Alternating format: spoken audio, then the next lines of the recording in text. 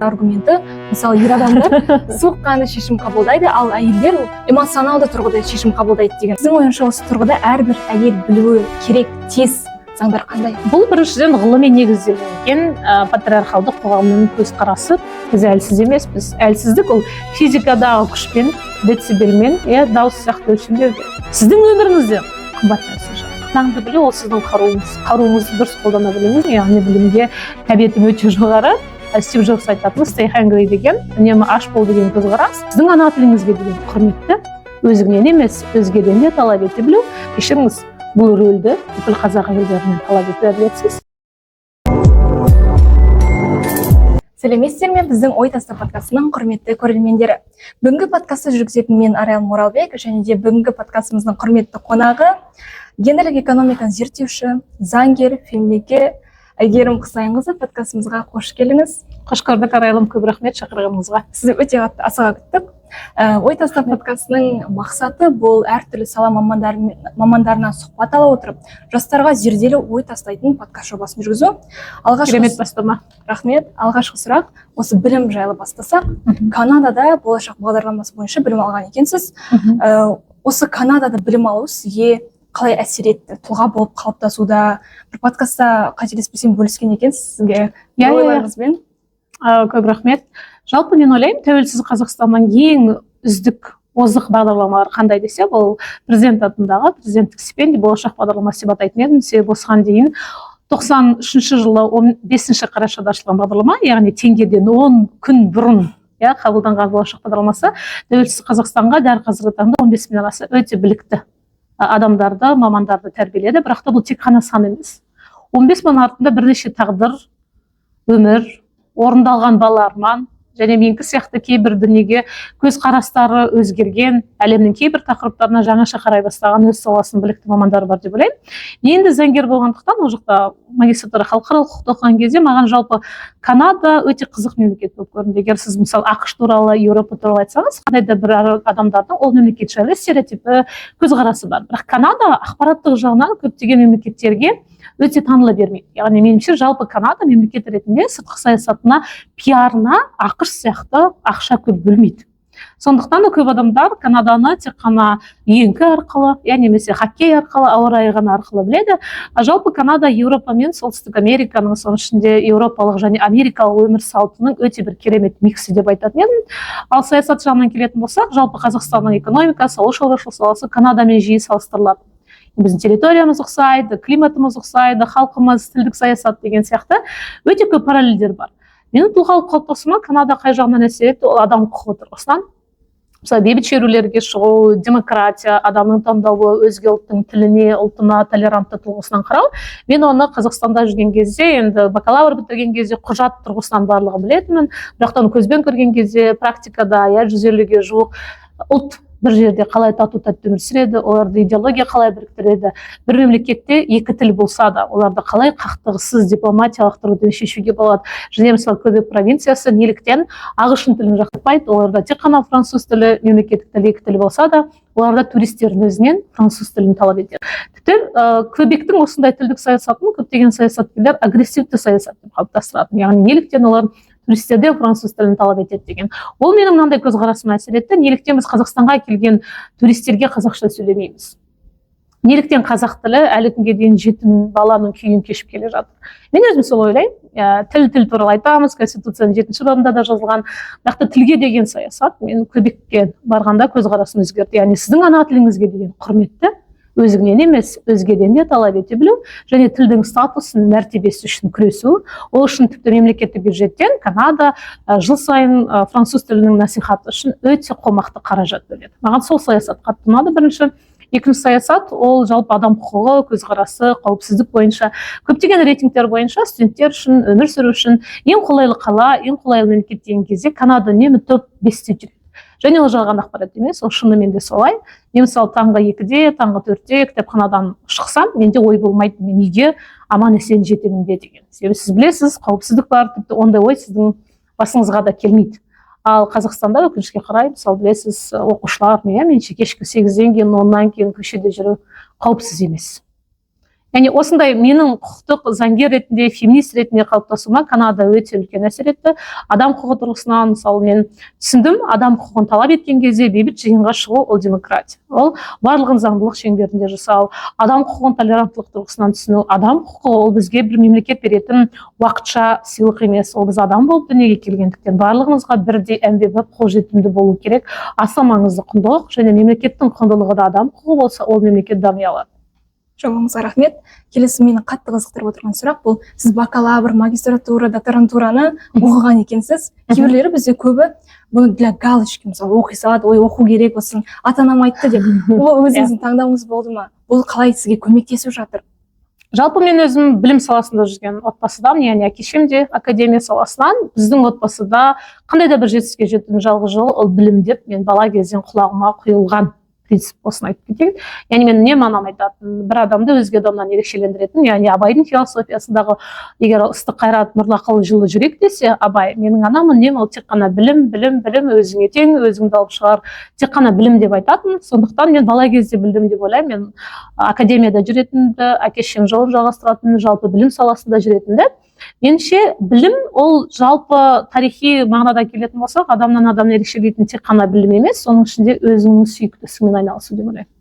Білім бөлек, ақпарат бөлек, кәсіп бөлек, кәсібін нәсіпке айналдырған адамдар бөлек. Себебі бізде қазақтың халқының неше пайызы дипломды жоғары білікті мамандар десек те, олардың неше пайызы шынымен сол мамандыққа сүйіп түсті жүрек қалауымен, заман талабымен емес, ата-анасының айтуымен емес. Маған сол сан маңыздырақ болып көрінеді. Себебі статистикада керемет айтуымыз мүмкін, бізде жоғары білім бар, Қазақстанда әйелдердің 65%-ның жоғары білімі бар, барлығының дипломы бар, бірақ олар неше пайыз өз мамандығымен жұмыс жасайды. Ол әйелдердің неше пайызы декреттен кейін шынымен мамандығы бойынша жұмыс жасап жүр. Мені зерттеуші ретінде осы сұрақтар қызықтырады. Ал магистратура PhD-ға түскен себебім, мен үнемі білімге аш болдым деп айта аламын, яғни білімге тәбетім өте жоғары. Стив Джобс айтатын stay hungry деген, үнемі аш бол деген көзқарас менде бар деп ойлаймын, және ол тек қана менде емес, қазақстандық жастарда ол бар. Және сол тәбетті ешнәрсе бұзбау керек деп ойлаймын. Тәбет асты ішкен кезде келеді дейді, меніңше білім де солай. Сіз білімнің құдығын қаза бастаған кезде, бакалаврды оқыған кезде сіз көзіңіз жетеді. Маған бұл білім жеткіліксіз сияқты. Мен магистратура оқығым келеді. Магистратурадан кейін сіз докторантураны оқуыңыз керек. Докторантурадан кейін сіз өзіңіздің академияда жүргеніңізді сезінесіз. Бірақ та барлық адамдардан меніңше магистратура мен PhD-ді талап етудің қажеті жоқ. Себебі сіз оны ұнағандықтан оқуыңыз керек. Оқу керек болғандықтан емес. Жауабыңызға рахмет. Мен сізді подкастқа шақырғанда сіз бірден айттыңыз, қыз құқығы, осы туралы сөйлесейік деп. Әрине, мен өте жақсы көрдім бұл тақырыпты. Өте қызықты сұрақ. Қоғамда бізде міндетті түрде әйел адамнан ана болуды, жар болуды, бір табысты бір әйел болуды күтеді. Ал енді осы қоғамда неге бұл осылай қалып қалған? Неге бізде осылай күтеді? Неге бұл қайдан келген бір ойлар, стереотиптер? Сіз қалай ойлайсыз? Меніңше ол өзгеріп келе жатыр деп ойлаймын, осы сияқты қыздардан арайлым. Яғни оқушы кезінде өзінің сүйікті іспен айналысу, ол әйел құқығы саласындағы бір өте үлкен жетістік. Яғни қалаған ісіңмен айналыса білу, ол жетістік. Себебі дәл қазіргі сізбен жасты ауғанстандық қыздарда бұл құқық жоқ. Сізбен жасты Ирандағы қыздарда бұл құқық жоқ. Яғни салыстырмалы түрде бұл өте үлкен жетістік. Әлем контекстінде алатын болсақ, тарихи тұрғыдан келетін болсақ, неліктен әйелдерді біз субъект ретінде емес, тұлға ретінде емес, объект ретінде көрдік. Яғни ана, алтын құрсақты ана, дүниеге ұрпақ әкелуші, ұрпақ жалғастырушы. Себебі тарихи қалыптасқан солай, адам халқын саны өсу үшін әйелге берілген табиғи ерекшелік, ол еркекте жоқ, және артықшылық деп ойлаймын.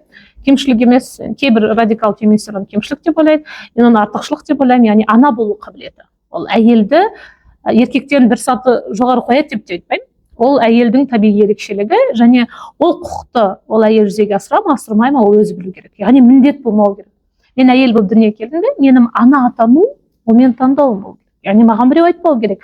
Сен әйелсің, сен бала ту. Жоқ. Ол міндет емес, ол құқық. Бірақ та ғасырлар бойы бұл әйелдің жалғыз міндеті болып саналып келді. Сен қыз болып дүниеге келгенде сенің тағдырың, сенің өмірің ұлтқа, күйеуіңе, ағаңа, отбасыңа, әулетіңе арналды, бағытталды, ұрпақты сақтап қалу үшін. 20-шы ғасырдың соңына дейін көптеген ұлттардың алдында тұрған негізгі сұрақ ол тұздай құрып кетпеу. Ол ұлтты сақтап қалу. Сол үшін де әйелден біз осындай міндет талап еттік. Ол сол кездегі өлшемдер бойынша әділетті саналды. Себебі басқаша сіз ұлтты қалай қорғайсыз? Егер әйелдер тумай қойса ол ұлт жоғалып кетеді. Қанша ұлттар жоғалып кетті халық саны азаю арқылы? Соғыс болды, апаттар болды, бірнеше фактор әсер етті. Мысалы Корея, 2024 жылы адам бала туу ең көрсеткіші төмен дамыған мемлекеттердің бірі ол Корея, оңтүстік Корея.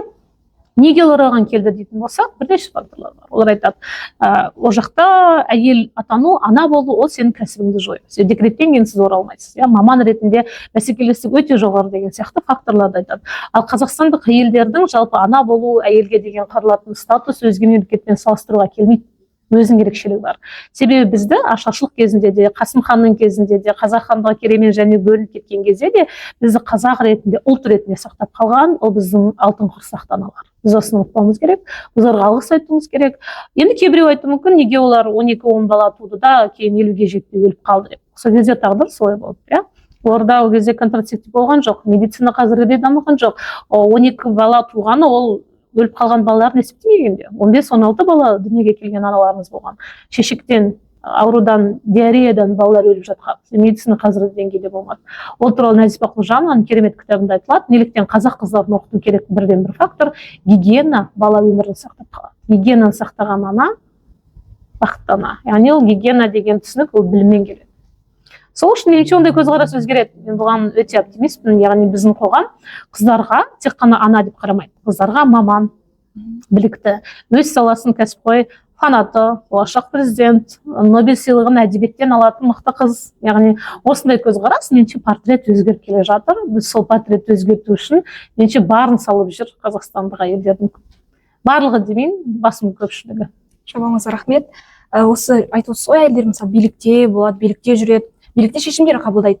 Ал ер адамдардың осыған қарсы аргументі, мысалы ер адамдар соққанды шешім қабылдайды, ал әйелдер эмоционалды тұрғыда шешім қабылдайды деген. Бұл әйелдің әлсіздігі ме, әлде оны өзгере алатын бір фактор ма? Бұл біріншіден ғылыми негізделмеген патриархалды қоғамның көзқарасы бізге ғасырлар бойы танып келген. Яғни әйел тым эмоционал, еркек салқын қанды, ал билікте болған адам шешім шығару үшін ол жүрекпен емес, ол рационалды ақылмен шешім шығару керек деген көзқарасты біз ғасырлар бойы ұстанып келдік. Себебі бұл патриархаттың әйелдерді үйде ұстаудың бірнеше амалы болды. Мысалы, Зигмунд Фройдтың өзі айтқан болады, истерия деген ауру болады, ол әйелдердің айлығы келген кезде әйелдерді жұмысқа жолатпау керек. Айлық келген кезде ода истерия болады. Яғни ғылым оны жоққа шығарды, оған керісінше қазір айлық кезінде олимпиадаға қатысқан қыздар рекорд орнатып жатыр. Яғни біз ғылымды жоққа шығарып жатырмыз, кері фактор дәлелдеп жатырмыз. Керісінше қыздар қай жағынан әлсіз дейтін болсақ, ол эмоционалды тұрғыдан біз күштіміз. Еркектерден бірнеше фактор бар, біз физикалық тұрғыдан әлсізбіз. Неге? Себебі біздің дене болмысымыз, физиологиямыз, анатомиямыз, биологиямыз, жатырымыз, бауыр бүйректің барлығы орналасу, біз болашақта ана болуға бейімделгендіктен организміміз еркектер сияқты кейбір гормондарымыз ерекше. Біздің қандай бір оқиғаға көзқарасымыз ерекше. Яғни ол біздің ерекшелігіміз, біздің артықшылығымыз. Біз осыны түсінуіміз керек. Яғни біз әлсіз екен, біз деп немесе бізді 8 наурызда құттықтаған кезде арулар, нәзік жандылар, екінші жыныс деп атаса, меніңше оны қазір көптеген қыздар кемсіту деп қабылдайды. Біз екінші жыныс емеспіз. Біз әлсіз емеспіз. Әлсіздік ол физикадағы күшпен, децибелмен, дауыс сияқты өлшенбеу керек. Күштілік ол сен қаншалықты жақсы мамансың. Күш ол қазақ мақалында да бар ғой, білікті бірді білімді мыңды жығады дейді. Меніңше қазақ қыздарының күші ол білекте емес, ол білімде. Яғни білім арқылы біздің қыздар күшті екендігін дәлелдеп отыр. Барлық сферада. Ол қазіргі мысалы Қазақстанның картинасын алатын болсақ, қазақстандық әйелдер еркектер арасында 400 мыңға көбірек. Сан жағынан. Сапа жағынан да солай. Біздің әйелдер еркектер қарағанда білімдірек. Ғылым саласында көбірек. Яғни сұрақ, кім күшті?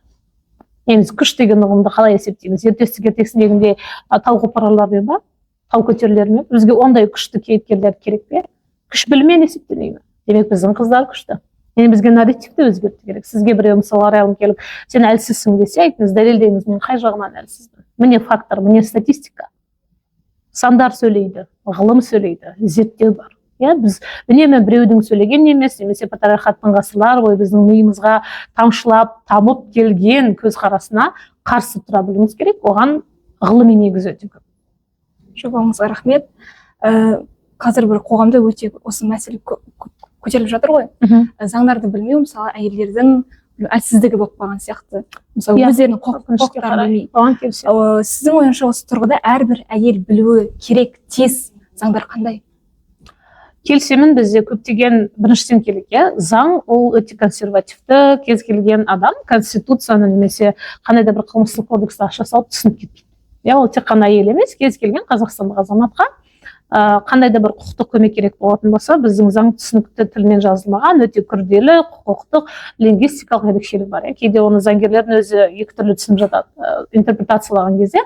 Біріншіден, меніңше кез келген әйел білу керек дүние Конституцияның бірінші бабында жазылған, және одан да бөлек заңдарда жазылған, мемлекеттің ең үлкен байлығы адам өмірі, құқықтар мен бостандықтар. Сіздің өміріңізде қымбат нәрсе жоқ. Міне Конституцияның бірінші бабы сізге осылай айтады, сіз осыны түсініп алсаңыз екен. Яғни өмірі деген сөз өмірге не кіреді? Ол менің бала кездегі таңдауым. Ол менің жасөспірім кездегі өзім таңдайтын шаш үлгім. Ол менің маникюрімнің түсі. Ол менің жоғары оқу орнына баратын университеттегі мамандық. Ол мен барғым келетін мемлекет. Ол мен таңдайтын өмірлік жарымның қандай да бір критериялар, Яғни сіз өмірде жасайтын, балалық шақтан бастап ересек өмірге жасайтын барлық таңдауда ол сіздік екендігін, ата-ананың емес, сіз ертерек түсінгеніңіз дұрыс. Яғни қыз балаларға ол ата-анаға қарсы шығу деген сөз емес. Ол балалар құқығы туралы конвенцияда жазылған, бала өз таңдауын жасай алу керек. Әлбетте біздің қоғам кейде баланы бөлек тұлға емес, меншік ретінде қабылдайды. Әй десең, әй дейтін әже, қой дейтін қожа қылдырып аламыз біз кейде балалар. Сол кезде балалар да меніңше қазір өте білімді, ақпараттық қоғам бар, қолжетімді ата-аналарына түсіндіру керек. Мен бөлек тұлғамын. Мен сенің меншігің емеспін. Мен сенің орындалмай қалған ересек кезіндегі армандарының екінші дублі емеспін. Мен өз арманым, өз өмір жолым, өр мақсатым бар. Кешір, мен бірақ өмірімді өзінше сүргім келеді. Маған оны қазір айту оңай, мен ересек адам болғандықтан, бірақ мен бала кезімде, жасөспірім кезде бұлай ата-анама батыл айта алмайтынмын. Сен менің тәрбием бойынша мен оларды сыйлауым керек. Олардың өмірлік тәжірибесі, беделі, білімі менен жоғары. Сол үшін мен оларды тыңдаймын. Мен шешім шығарған кезде үнемі олармен ақылдасамын.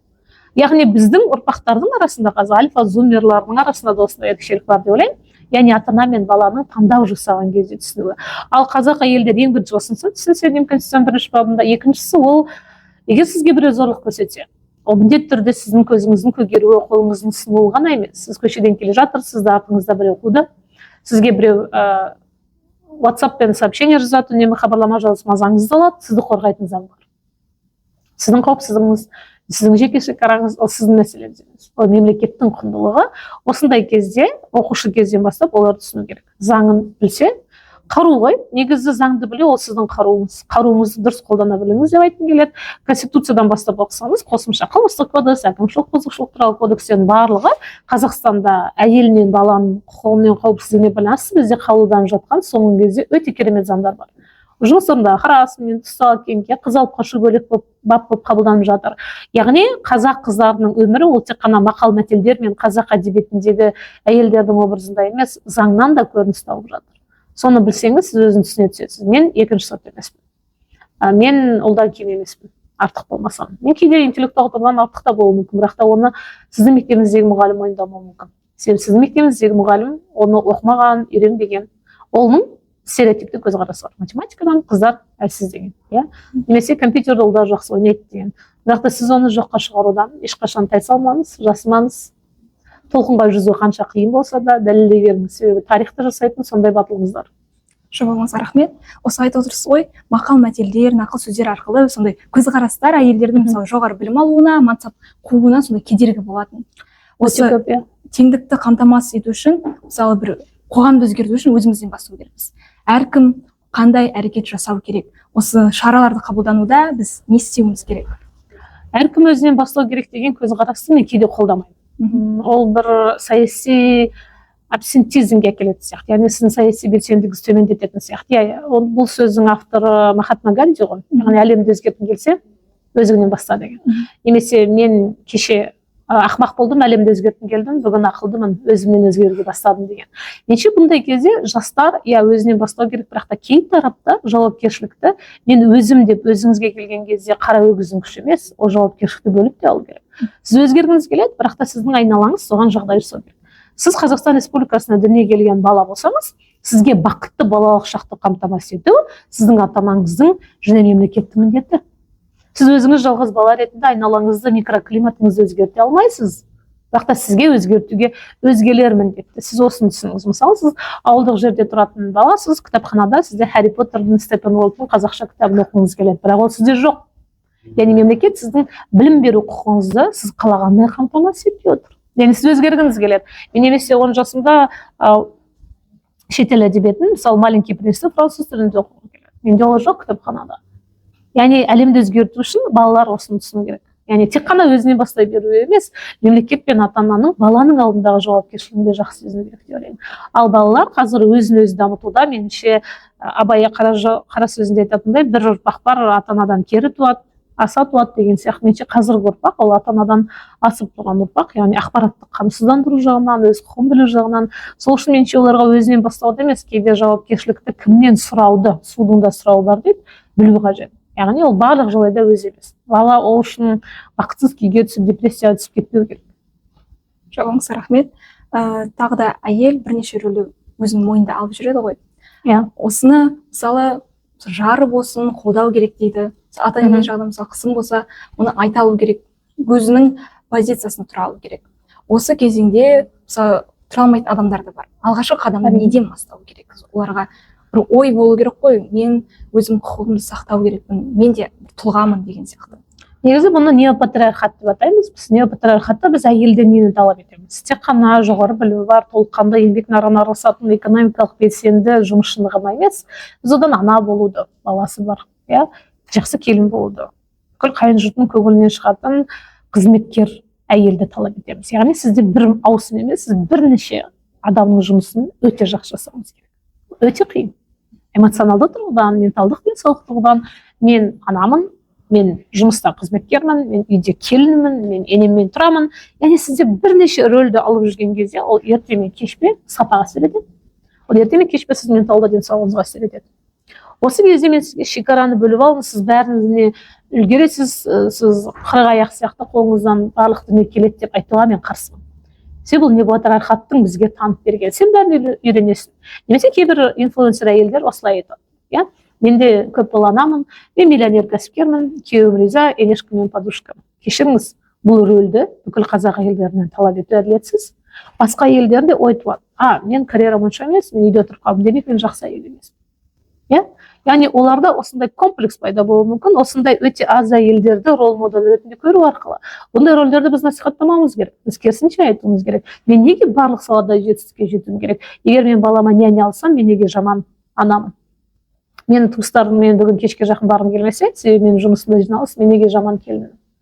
Яғни осындай сұрақтарды қойған кезде әйелдер ең бірінші өзінің жеке шекарасынан бастайды.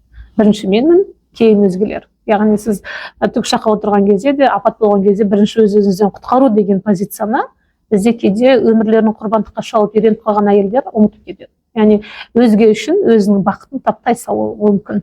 Және осы әрекетке келу оның кінәсі емес. Қоғам оны солай тәрбиеледі. Тіпті ұзатылған кезде не деп айтады? Бақытты боламын деп бар ма? Бақытты қылдырамын деп бар. Ал мен неге біреуді бақытты қылдыруым керек? Мен бірінші өзім бақытты болмаймын ба? Яғни осындай сұрақты қыздар қоя білген кезде біздің қоғамнан талап ететін қыздардың қырық аяқ болып қырық жұмысты үлгеруінен талап етуге көзқарас өзгереді.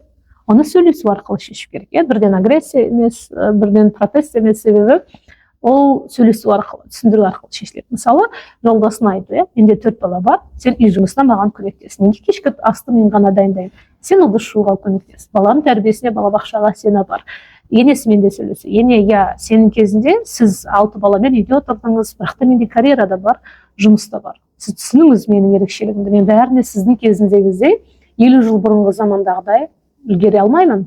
Қазір капитализм, қазір заман басқа, қазіргі заманның талабы басқа. Сол үшін бұлай келісейік. Балабақшадан бүгін сіз алып кетіңіз. Яғни осындай коммуникативті әдістер арқылы меніңше әйелдер күресе алады. Бірақ та күресе алатындығы үшін оларға уақыт керек, оларға машық керек, оларға өте жақсы менталды денсаулық керек. Және ең бірінші осыны түсінетін қоғам керек. Ондай қоғамын қалыптастыру үшін біз осындай әйелдердің моделін жарнамадан, кинодан, кинотеатрдан, әдебиеттен, кітаптан көруіміз керек. Біз бірақ өкінішке орай қандай әйелдердің образын көреміз? Телеарнадан. Бізде бірнеше зерттеу болған, бізде телеарнада әйелдер 3 түрлі образда беріледі екен. Ол құрбан, тұрмыстық зорлық-зомбылықтың құрбаны, ол ана, немесе ол сұлулық стандарты. Әдемі модель болды. Ал мен үшеуінен де өзімді көрмеймін. Мен сонда қайдамын?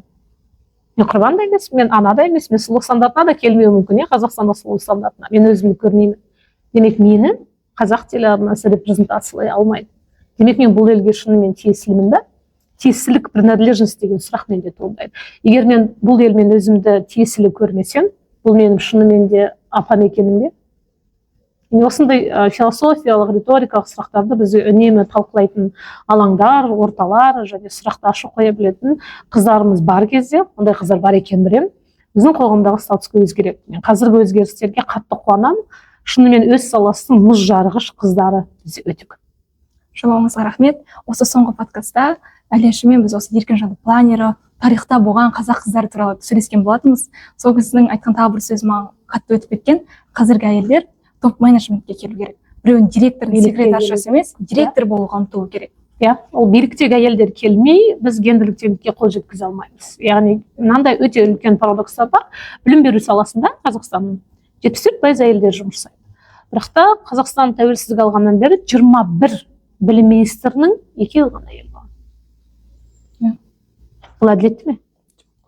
Жоқ. Неге әйелдер көп салада әйел министр болмайды? Міне осы сұрақты қыздар өздеріне қоя білсе, және кез келген қыз өзін білім министрі ретінде көре білетіндей болу керек.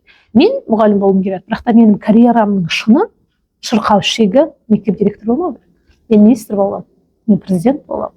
Мен Қазақстанда Біріккен ұлттар ұйымында Женевада таныстыра аламын. Мадина ханым сияқты Қазақстаннан тұңғыш сайланған. Яғни осындай биік армандары бар қыздардың бізде қанатын кесетін қоғам болмауымыз керек. Біз өкінішке қарай ол қыздардың қанатын кейде бейсаналы түрде, кейде қасақана қиып алып жатамыз да, қыздардың арманын өлтіріп алғанымызды біз байқамай да қаламыз. Сол үшін бізде қыздарға бала кезден айту керек, қалағаныңды істе.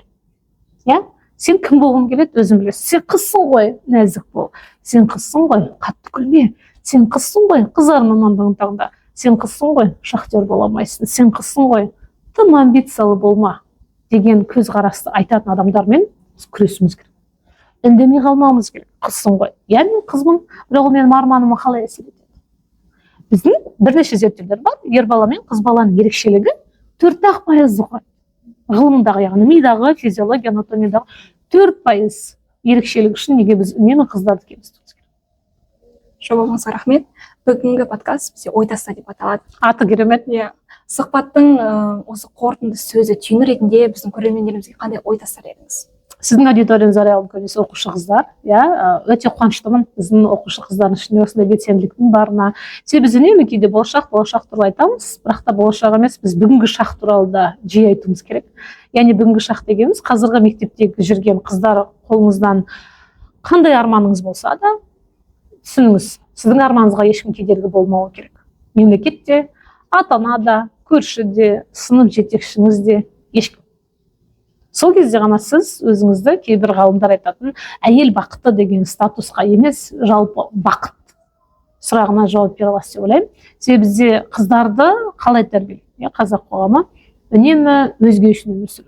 Өзге үшін емес, бірінші өзіңіз үшін өмір сүріңіз. Және мен қызбын ғой деген сөз сізге тежеуіш болады емес. Сізге керісінше соны күшейте түседі, мен қызбын ғой, демек мен мықтымын, мен қызбын ғой, мен ерекшелігім бар, мен қызбын ғой. Қазақ тарихында сондай керемет әйелдер бар маған үлгі болатын. Мен солардың жолын жалғаған, жеті әжемді білетін, жеті әжемнің ізін жалғастыратын, отбасымда мені кейде әкем қыз болған үшін мұрагер деп атамаса да, мен қызбын, және бұл менің кемшілігім емес. Ешқашан қыз болуды кемшілік деп есептемеңіздер. Жауабыңызға рахмет. Уақыт бөліп бүгінгі подкастымыздың қонағы болғаныңыз үшін алғысымды білдіремін. Сізге рахмет Арайлым. Біздің подкастымыз дамый берсін. Рахмет көп. Біздің тыңдармандарымыз өздеріне зерделі ой түйді деген ойдамын. Алып қосар ойларыңыз болса, бөлісе кетіңіздер. Келесі кездескенше аман сау болыңыздар. Сау болыңыздар.